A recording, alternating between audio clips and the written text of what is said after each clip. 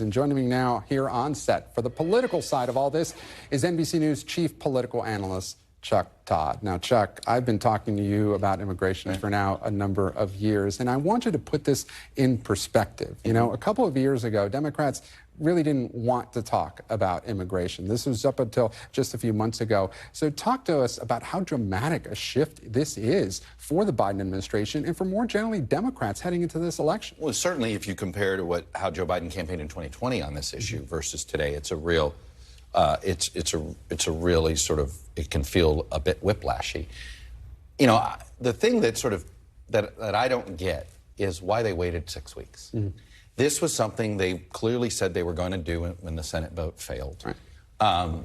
They went through the sort of the charade of the Mayorkas impeachment that House Republicans created. There were all these other opportunities to do this.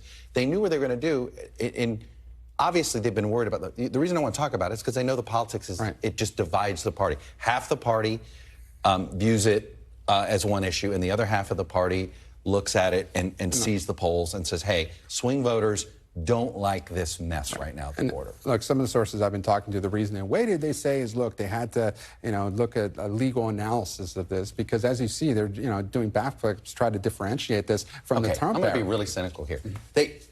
The whole point was is get caught trying, and if it doesn't meet the courts, then you were right. You tried to do it. It's this, by doing it the way they did it, they ended up not getting the credit from the folks who wanted to see them get tougher. At the same time, they ended up making those that are advocates for a different policy angrier about it. And another factor was, the Mexican elections. The new president, they haven't had the best relationship always with AMLO. New president, but it was going to be the same party. It was going to be the same party. All of this is excuse making. It's sort of like by waiting. I was talking with somebody else very close to this White House, wondering the same thing. Like, this could have been done. The timing of it, they did it in a way to get minimum political gain from it, and in fact, and actually maximum political pain.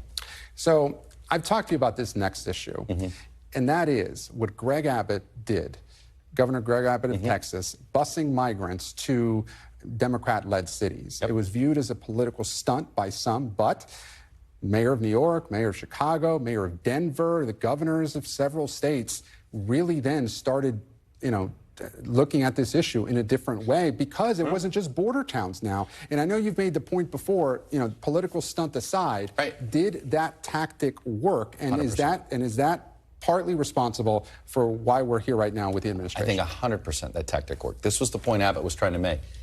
Look, I still don't understand why President Biden and Greg Abbott haven't sat down and sort of at least made an attempt. I'm talking. Is that good for Greg Abbott, though? I'm talking about 2 years ago when he was first starting to do this, like where you at least make the attempt to say, hey, let's take the political side, because it looked like a political stunt. But the point Abbott was trying to make is, hey, if folks that aren't in Texas had to deal with what we were having to deal with, they might have a different attitude. Well, turns out they were right. We've seen Mayor Adams, you've seen Governor Pritzker, Governor Polis in Denver, and the mayor of Denver.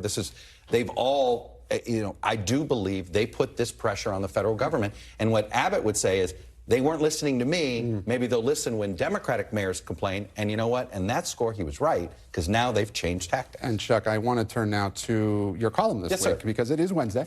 So I want to read part of it right here. In your column, you write, when candidates are unpopular, particularly incumbents, there are two basic paths to fixing the problem. Path one is make the campaign a choice, not a referendum, and do your best to make your opponent more of a focal point in the campaign. Path two, improve your own positives and convince voters that their initial judgment of you was wrong. Is that what President Biden needs to do on immigration? Is that what he's trying to do? Look, I think he is trying to be where voters are, right? These voters in the middle. Look, we all see the polls. The most important issue facing the country, it's either cost of living or immigration, one or two, right? When you see this on there. Look, they clearly have chosen path one.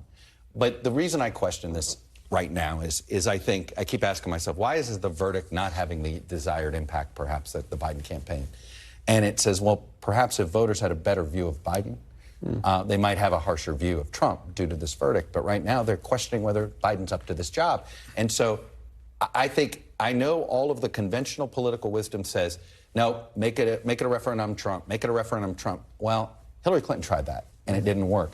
If your negatives are as bad as the candidate you're running against, you're not going to get the traction you think you're going to get. I think they've got to figure out how to improve his positives. The things that would do that, town halls, things like this, it's clear this White House is hesitant to put the president out there with the people more. But I think if they did, there's a chance to.